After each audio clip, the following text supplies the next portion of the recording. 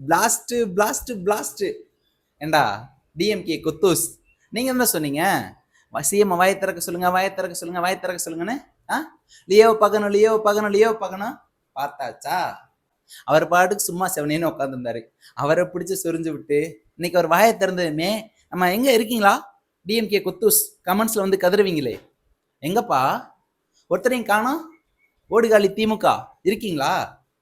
இங்க யாருக்குமே பேச தெரியாமலாம் இல்லை, பேசக்கூடாது, சபை நாகரிகம் ஒன்று இருக்குன்னு தெரிஞ்சுக்கிட்டு தான் பேசாம இருந்தாரு.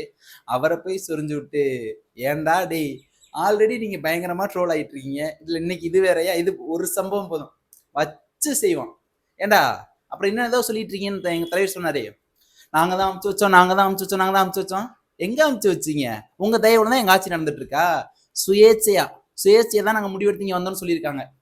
அப்புறம் இந்த மகளிருக்கு ஓசி பஸ் இப்படி எல்லாமே நாங்க பேசுறாள் எப்ப எல்லா விஷயத்திலயும் அடிச்சு பிளாஸ்ட் பண்ணிட்டாரு.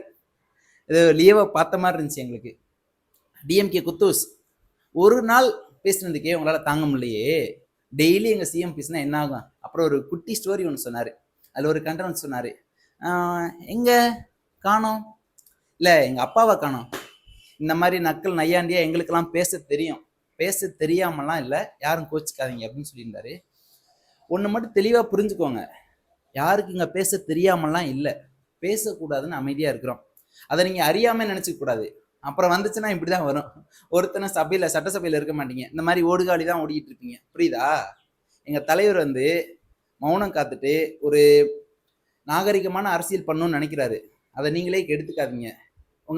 அதாவது எதிர்கட்சியை கூட விரும்புகிற ஒரு தலைவர்னா அது எங்கள் தலைவர் தான். சும்மா ஒன்றும் இல்லை, மக்களோட தயவுல தான் இந்த ஆட்சி நடந்துட்டு இருக்கு. சும்மா உங்க தயவுல கதறிட்டு இருக்காதீங்க. இப்ப கூட கமெண்ட்ஸ் வந்து கதறுவீங்க, ஏன்னா உங்களுக்கு கதற தான் தெரியும், வேற ஒண்ணுமே தெரியாது. நிறைய விஷயங்களை மாற்றம் வரும்னு நினைச்சிட்டு இருக்கீங்களா? மாற்றம் வரும். 60 வருஷமா ஒன்றும் அதை ஒரு மாசத்துல ஒன்றும் புடுங்க முடியாது. எங்களால எவ்வளவு புடுங்க முடியுமோ அவ்வளவு புடுங்கிட்டு தான் இருக்கோம். புரியுதா? கண்டிப்பா நிறைய மாற்றங்கள் நடக்கும், அதுக்கு இதுவே சாட்சி. பேசக்கூடாதுன்னு சொன்னவரை பேச வச்சிட்டீங்க, இதே மாதிரி ஸ்டெப் பை ஸ்டெப்பா ஒவ்வொன்றா நடக்கும். புரியுதா?